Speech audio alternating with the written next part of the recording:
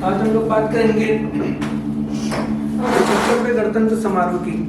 26 जनवरी 1950 के दिन, आज के 26 जनवरी 1950 में आज के दिन नहीं, 26 जनवरी 1950 के दिन भारत का संविधान लागू हुआ था। 26 जनवरी 1950 को, उसी के उपलक्ष्य पर हम लोग गणतंत्र दिवस हर साल मनाते आ रहे हैं। पहले हम लोग राजपथ में मनाते थे, अब से हम कर्तव्य पथ पे मना रहे हैं। और गणतंत्र दिवस के उपलक्ष्य में हम लोग अपनी जो कल्चरल डाइवर्सिटी है और मिलिट्री पावर है, उसका प्रदर्शन हम करते हैं। दुनिया को बताते हैं कि हम अपनी कल्चरल डाइवर्सिटी के लिए और अपने रिपब्लिक के लिए कितने ज़्यादा एक्साइटेड रहते हैं और कैसे हम उसको प्रोटेक्ट कर सकते हैं। और इसीलिए हम लोग नए जो वेपन्स होते हैं, जो DRDO बनाता है, या फिर हम लोगों ने जो अचीवमेंट किया होता है उस साल, उसको हम गणतंत्र दिवस वाले दिन 26 जनवरी को राजपथ या फिर कर्तव्य पथ पर प्रदर्शित करते हैं।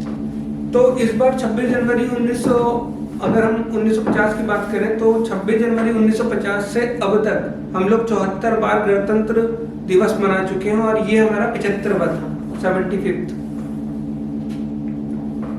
तो इस बार जो हमारे मुख्य अतिथि थे वो हम सबको पता है, फ्रांस के राष्ट्रपति इमैनुअल मैक्रोन। और इस बार फ्रांस का क्या इम्पोर्टेंस रहा है, वैसे तो हम लोग देखते हैं हमारा स्ट्रेटेजिकल पार्टनर है फ्रांस। इससे पहले जो है चीफ गेस्ट के रूप में हम लोगों ने यूनाइटेड स्टेट के प्रेसिडेंट बाइडेन जी को न्योता भेजा था, इनविटेशन भेजा था, बट उन्होंने रिफ्यूज कर दिया। उसके बाद हमारे जो फ्रेंच प्रेसिडेंट हैं उन्होंने उस इनविटेशन को एक्सेप्ट किया और वो आए। और ये एक काफ़ी ज़्यादा स्ट्रेटेजिकल पॉइंट रहता है लोगों के पास कि जब वो ऐसे बड़े बड़े अवसरों पे भारत में आते हैं तो कई बड़ी बड़ी डील्स करते हैं, चाहे वो डिफेंस से हो, चाहे ट्रेड से रिलेटेड हो। तो इस बार जाहिर सी बात है ये मौका हम लोगों ने फ्रांस को दिया है और हम लोगों को पता भी है फ्रांस हमारा बहुत बढ़िया डिफेंस पार्टनर है। कई सारी चीज़ें हम लोग फ्रांस से परचेज करते हैं। तो इस बार 26 जनवरी में फ्रांस का क्या इम्पोर्टेंस रही है वो सब हम देखेंगे। साथ में हम देखेंगे कि कौन कौन से राज्यों की झांकियाँ 26 जनवरी के दिन राजपथ पर प्रदर्शित की गई हैं। और फिर ये भी देखेंगे कि उत्तर प्रदेश की झांकी थी कि नहीं थी, अगर है तो फिर क्या उसकी थीम रही है और इस बार 26 जनवरी में क्या खास रहा है। स्पेशली अगर बात करें भारत की कल्चरल डाइवर्सिटी को लेके और साथ में भारत के जो डिफेंस टेक्नोलॉजी है उसके संदर्भ में हम भी देखेंगे कि 26 जनवरी क्यों खास रही है इस बार। तो चलिए शुरुआत करते हैं हमारी जो है इस स्लाइड की।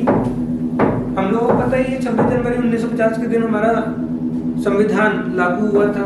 हालांकि कुछ प्रोविजंस थे वो 26 जनवरी 1950 से पहले भी लागू हो चुके थे 1947 में, ठीक है।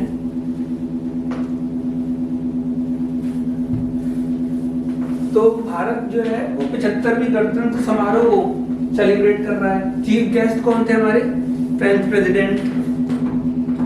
वेन्यू तो सबको पता ही है, पहले राजपथ था, अब कर्तव्य पथ हो गया, उसका नाम रीनेम कर दिया है। कर्तव्य पथ जो होता है वो कम से कम 9 किलोमीटर लंबा पाथ है आपका, राष्ट्रपति भवन से लेकर इंडिया गेट तक 9 किलोमीटर का डिस्टेंस होता है। तो समझ सकते हैं जितनी भी परफॉर्मेंस होती हैं या भी कोई भी कंटिजेंट जाता है तो वो 9 किलोमीटर का पास करता है वहाँ पे। इस बार की थीम क्या है? थीम इम्पोर्टेंट है, विकसित भारत एंड लोकतंत्र की मातृका, ठीक है। डेवलप्ड इंडिया, हिंदी में भारत लोकतंत्र की मातृका, या फिर इंग्लिश में कह सकते हैं द मदर ऑफ डेमोक्रेसी, ठीक है। अच्छा, भारत को मदर ऑफ डेमोक्रेसी कहना सही रहेगा? भारत को कहना सही रहेगा कि यूएस को?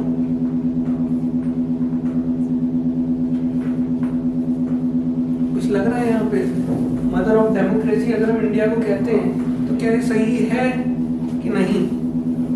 मतलब यूएस को कहना चाहिए कि इंडिया को कहना चाहिए मदर ऑफ डेमोक्रेसी की बात करते हैं?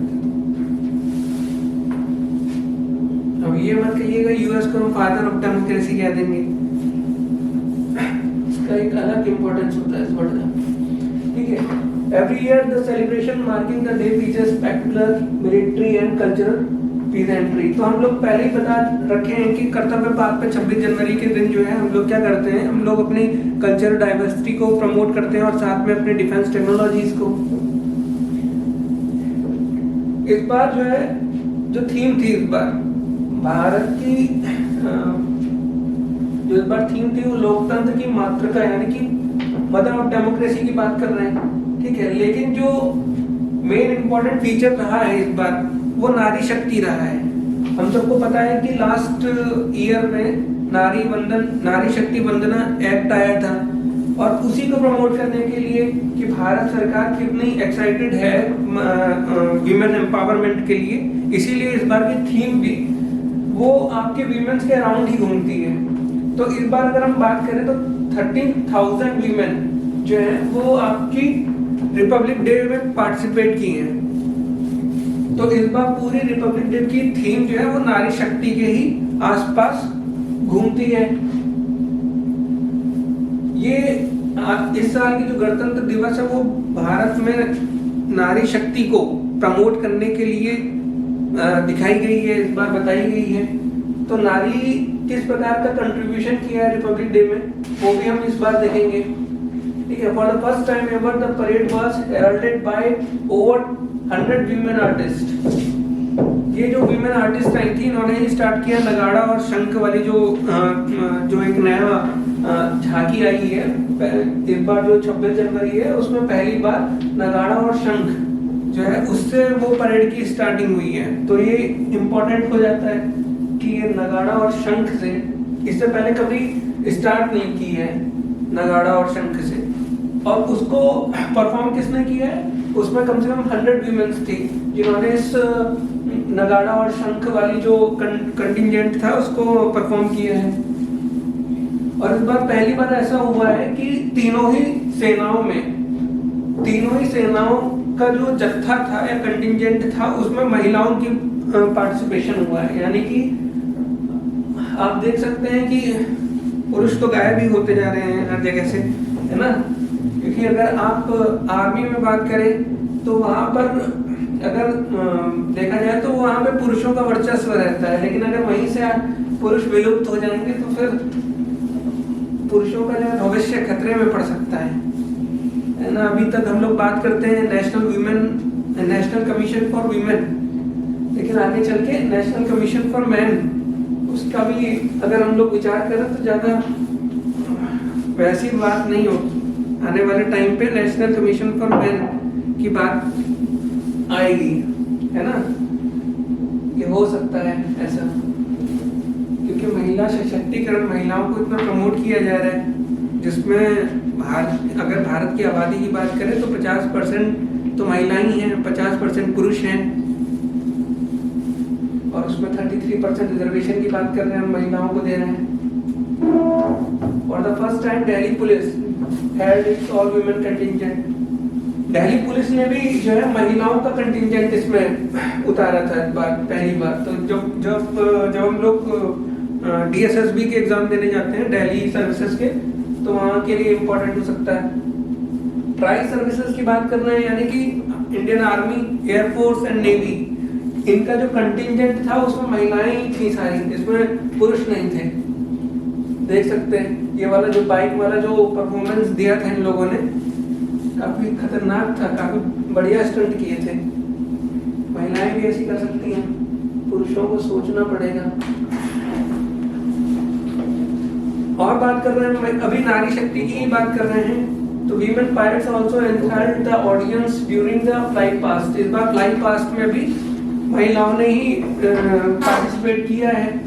महिला पायलट्स ही हैं, उन्होंने कई सुखोई 30 और आपके जो कार्गो प्लेन थे वो महिलाओं ने ही इस बार उड़ाए हैं। The contingent of the central arm police forces, तो CRPF हो गया, RAF हो गया, जो सेंट्रल आर्म पुलिस फोर्सेस होते हैं उनका भी एक कंटिंजेंट होता है, उसमें भी महिलाएं हैं, हर जगह महिलाएं हैं। बस हमारे प्रधानमंत्री ही महिला नहीं है ना, हमारे राष्ट्रपति जी भी क्या है, महिला हैं। PM Narendra Modi visited the national war memorial. सबसे पहले स्टार्टिंग जो होती है रिपब्लिक डे परेड की वो नेशनल वॉर मेमोरियल में ही होती है, वहाँ जाके श्रद्धांजलि अर्पित करते हैं हमारे पीएम। उसके बाद से ये जो है ऑफिशियली कार्यक्रम स्टार्ट हो जाता है। नेशनल वॉर मेमोरियल अभी ही बना था और कहाँ पर है, न्यू दिल्ली में है। इसके अलावा जो कैवलरी रेजिमेंट होती है हम लोगों की, वो सबसे पूरे विश्व की बात करें तो केवल भारत के राष्ट्रपति की जो अंगरक्षक होते हैं, बॉडीगार्ड होते हैं, उन्हीं के पास कैवलरी रेजिमेंट है, ठीक है। उनको क्या कहते हैं, अंगरक्षक कहते हैं।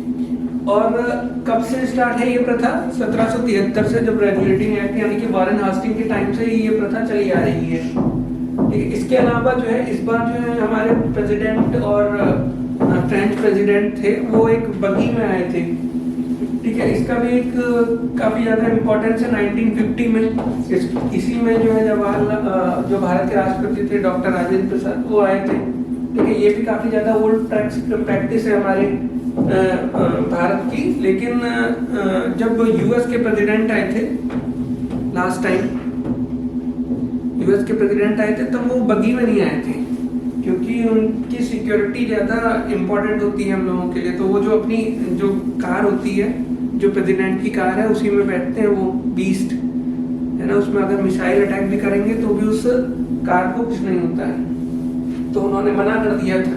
तो भाई यूएस का प्रेसिडेंट है तो उसकी बात तो माननी भी पड़ेगी, है ना। तो ये वाली जो है ट्रेडिशन रोक दी थी उनके लिए, और वो अपनी कार से आए थे, ये अपनी कार से आए थे हमारे प्रेसिडेंट। जबकि हमेशा क्या होता है कि हमारा प्रेसिडेंट ही है वो आगवानी करता है, वही साथ में लेके आता है। लेकिन यूएस वाले अपने अलग जा रहे थे और ये अपने अलग आ रही थी, अपनी अलग कार से आ रही थी। फ्रांस का क्या है इस बार अगर हम देखें तो फ्रांस का जो रोल है वो अपना रिपब्लिक डे परेड में काफी ज्यादा था। अगर हम 2016 की बात करें तो फ्रांस ऐसा देश था जिसने पहली बार अपना कंटिंजेंट, इंडियन अपनी आर्मी का कंटिंजेंट जो है 26 जनवरी वाले दिन भारत के राजपथ पे उतारा था, ठीक है। उसके बाद हमने देखा यूएई के जब किंग आए थे तो उन्होंने भी जो है यूएई का कंटिंजेंट अपना भेजा था रिपब्लिक डे परेड में। तो उसके बाद से एक शुरुआत हो गई कि जितने भी प्रेसिडेंट्स आते हैं, जो चीफ गेस्ट होते हैं, वो अपने देश की आर्मी का कंटिंजेंट जो है वो भेजते हैं। लेकिन फ्रांस ने 2016 में अपनी आर्मी का कंटिंजेंट तो भेजा ही था, इस बार उन्होंने जो फ्लाइंग पास्ट था उसमें भी फ्रेंच एयरफोर्स के कुछ लड़ाकू विमान को रिपब्लिक डे में भेजा था, ठीक है। यानी कि फ्रांस जो है पहला देश बन गया है जिसने अपनी एयरफोर्स को रिपब्लिक डे परेड में भेजा। और इससे पहले इसने इंडियन अपनी आर्मी का कंटिंजेंट तो 2016 में ही भेज दिया था। तो वही हमें पता ही है, फ्रांस के पास जो मेन एयरक्राफ्ट है, फाइटर एयरक्राफ्ट, वो राफेल है, हम भी खरीदते हैं राफेल वहां से। तो वही दिखा रहा है। और इस टाइप के अगर एयरक्राफ्ट जो होते हैं रिपब्लिक डे परेड में आते हैं या फिर कहीं भी एयर शो होते हैं उनमें पार्टिसिपेट लेते हैं, तो उनका मेन पर्पस यही होता है कि वो दिखा सके, एडवर्टाइज कर सके अपने एयरफोर्स का और अपने एयरक्राफ्ट का। और इससे क्या है कि वैसे ही हम लोग देखते हैं जब से राफेल इंडिया में आए हैं तो भारत की जनता जो है राफेल को जानना चाहती है ना। तो वो यही शो कर रहे हैं, एडवर्टाइज कर रहे हैं कि राफेल बहुत स्ट्रांग है, अभी और परचेज कीजिए आप उन लोगों से। तो उसमें यही बात बताई है कि जो है 2 फ्रेंच राफेल्स आए थे और A330 MRTT, ये भी एयरक्राफ्ट है। अगर आपने सुना होगा कुछ इम्पोर्टेंट एयरक्राफ्ट मैन्युफैक्चरिंग कंपनीज के बारे में, तो बोइंग का नाम सुना होगा, लॉकहीड मार्टिन का नाम सुना होगा। वैसे ही फ्रांस की जो होती है वो एयरबस होती है, मतलब एयरबस एक कंपनी है जो बड़े विमान बनाती है। तो A फॉर एयरबस 330, ठीक है। राफेल आपकी दसॉल्ट बनाती है। राफेल में जो इंजन लगता है सैफ्रॉन इंजन लगता है, वो सैफ्रॉन कंपनी बनाती है, उसके लिए डील कर रहे हैं भारत और फ्रांस। तो ये बताई दिया फर्स्ट फॉरेन कंट्री है जिसने फ्लाई पास्ट में पार्टिसिपेट किए हैं। इससे पहले अपनी आर्मी को जो है 2016 में रिपब्लिक डे परेड में पार्टिसिपेट के लिए भेजा था। फ्रांस ने, अच्छा फ्रांस के साथ ये भी रहा है कि फ्रांस की भी एक परेड होती है, मतलब एक उनकी भी बेस्टिल डे परेड होती है। अगर आप वर्ल्ड हिस्ट्री पढ़ेंगे तो उसमें भी आप बेस्टिल फोर्ट के बारे में सुनेंगे, बेस्टिल डे इवेंट की बात वहाँ होती है। तो बेस्टिल डे के बाद क्या होता है कि फ्रांस में राजशाही यानी कि मोनार्क खत्म हो गया था, है ना। तो वहाँ पर भी जो है उस चीज को सेलिब्रेट करने के लिए एक परेड निकाली जाती है, बेस्टिल डे परेड। तो last time PM Modi ji वहाँ गए थे, मतलब उस परेड के, बेस्टिल डे परेड के चीफ गेस्ट के तौर पे, ठीक है। तो ये भी सिमिलरली मतलब एक आदान प्रदान वाली बात हो जाती है कि आप हमारे वहाँ आइए, हमारी बेस्टिल डे परेड में आइए और हम आपको अपने रिपब्लिक डे परेड में बुलाएंगे, ठीक है। इससे पहले मैंने आपको पहले ही बता दिया था, यूएस के प्रेसिडेंट को ऑफर दिया था, इनविटेशन भेजा था, लेकिन नहीं आए। उसके बाद पुतिन को भी भेजते, लेकिन पुतिन तो आ ही नहीं रहे हैं, अपने देश से निकल ही नहीं रहे। उनके खिलाफ जो है वारंट, इंटरनेशनल वारंट इशू जारी हुआ है, इसकी वजह से वो निकल ही नहीं रहे, तो उनको देने से कोई मतलब नहीं था इनविटेशन, है ना। एयरफोर्स ने जो एयरफोर्स की झांकी थी उसमें उन्होंने, उनकी जो थीम थी वो आत्मनिर्भर यानी कि सेल्फ रिलायंस थी। इसके अलावा उन्होंने IFC-295 ट्रांसपोर्ट एयरक्राफ्ट का प्रदर्शन किया है, जिसको महिलाएं लीड कर रही थी। अच्छा, ये वाला जो है IFC-295,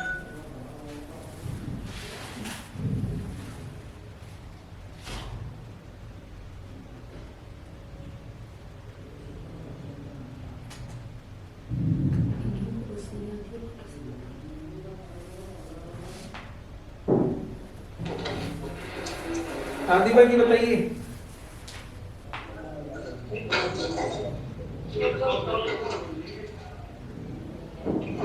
बताइए, आवाज नहीं आ रही है। नहीं लाउडली, चलिए थोड़ा तेज बोलने की कोशिश करेंगे। तो ये जो मैं बता रहा था IFC-295, ये वाला एयरक्राफ्ट जो है ये इम्पोर्टेंट इसलिए हो जाता है कि ये भारत में बना है। हालांकि ये जो टेक्नोलॉजी है वो स्वीडन की है और टाटा इसको बना रही है IFC-295 को। ये एक कार्गो एयरक्राफ्ट है, मीडियम कार्गो एयरक्राफ्ट है, ठीक है। ये मीडियम कार्गो एयरक्राफ्ट है IAF का C-295। ये स्वीडन से लिया गया है, नहीं सॉरी, स्वीडन से नहीं, स्पेन से लिया गया है। स्पेन की मैन्युफैक्चरिंग कंपनी है, उससे लिया गया है और अभी फिलहाल ये है इंडिया में बन रहे हैं और टाटा जो है इसको मैन्युफैक्चर कर रही है। तो साइंस टाइप में इंपॉर्टेंट हो जाता है, वहां पढ़ लीजिएगा इसके बारे में, क्योंकि कभी भी इस टाइप की चीजें होती हैं तो वो क्वेश्चन बन जाते हैं मेंस में। इसके अलावा जो इंडियन एयरफोर्स का राफेल का कंटिजेंट था, फ्लाई पास्ट हुआ था, उसमें उनका जो फॉर्मेशन था वो मारूत नाम से था। फॉर्मेशन तरह तरह के फॉर्मेशन बनाते हैं, कभी जो होते हैं 6 एयरक्राफ्ट उसमें पार्टिसिपेट करते हैं, कभी 3 पार्टिसिपेट करते हैं। तो वो नंबर ऑफ एयरक्राफ्ट के हिसाब से चेंज होता रहता है फॉर्मेशन। जैसे अगर त्रिशूल फॉर्मेशन का नाम सुना होगा तो उस पर 3 ही एयरक्राफ्ट आते हैं, कोई से भी 3 हो सकते हैं, राफेल हो चाहे आपका सुखोई हो, ठीक है। इसके अलावा इंडियन नेवी का बोइंग P-8I, अच्छा ये बोइंग वही कंपनी है जो अमेरिका की है और ये एयरक्राफ्ट बनाती है। मैंने बताया था लॉकहीड मार्टिन भी एक कंपनी जो F-16 बनाती है, लेकिन जो P-8I है वो बोइंग से लिया जाता है।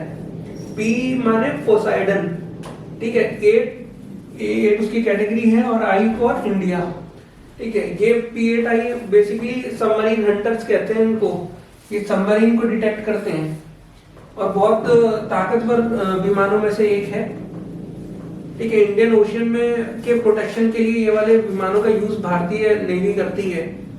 इसके अलावा जो है सुखोई 30 MKI का मतलब होता है मेक फॉर इंडिया, है ना। ये सुखोई 30 क्या होता है, आपका रशिया का विमान है सुखोई 30, लेकिन इंडिया उसको मॉडिफाई करता है। जब इंडिया मॉडिफाई करता है तो उसका नाम MKI हो जाता है, यानी कि सुखोई 30 मेक फॉर इंडिया। ऐसे ही जैसे चाइना के लिए क्या होता है MKK बना होता है, MKK लिखा रहता है। चाइना उसको अपनी तरह से मॉडिफाई करवाता है।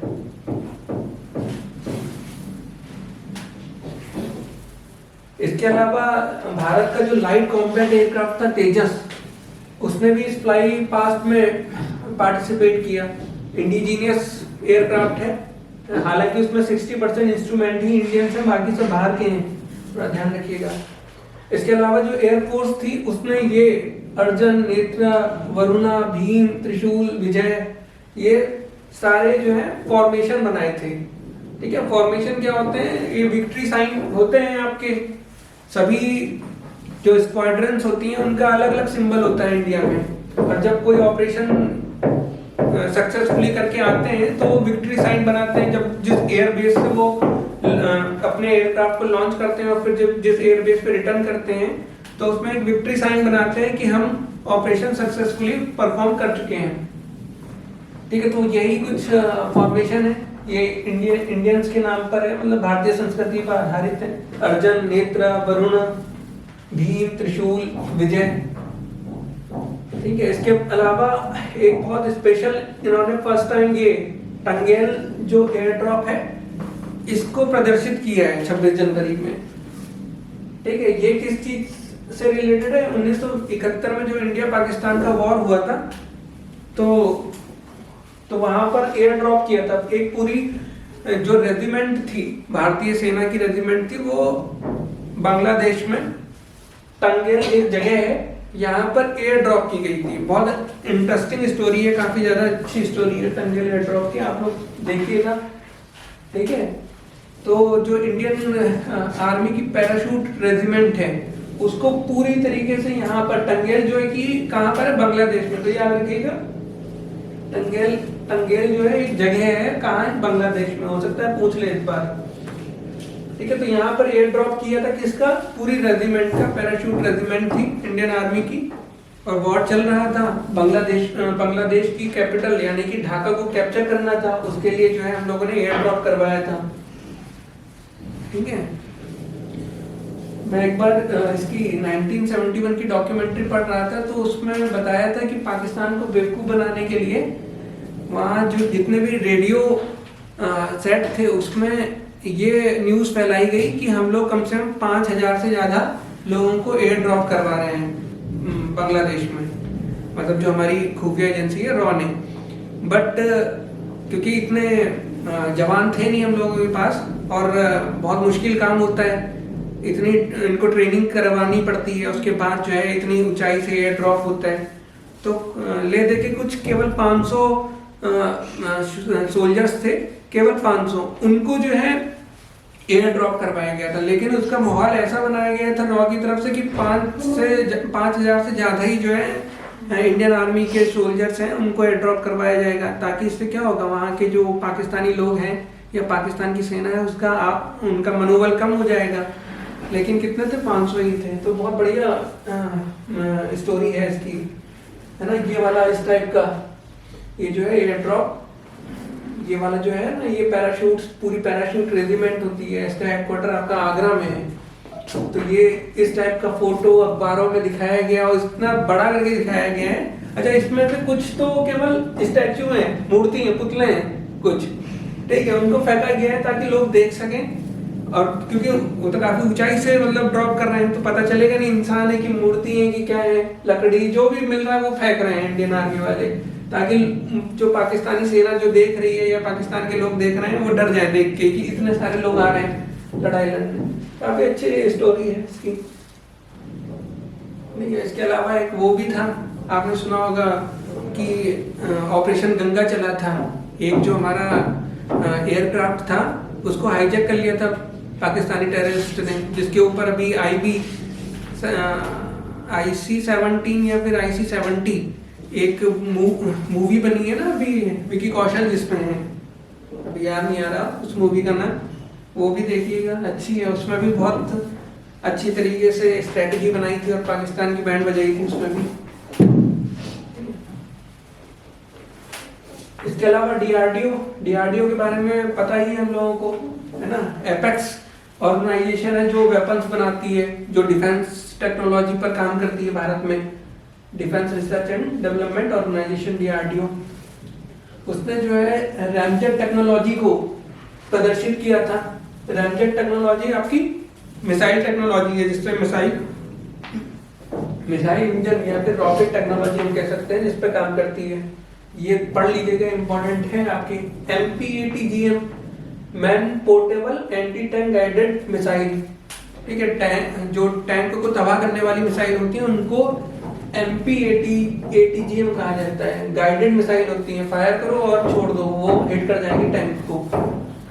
DRDO की जो थीम थी वो self reliance and defence technology, यानी कि रक्षा तकनीक का आत्मनिर्भरता।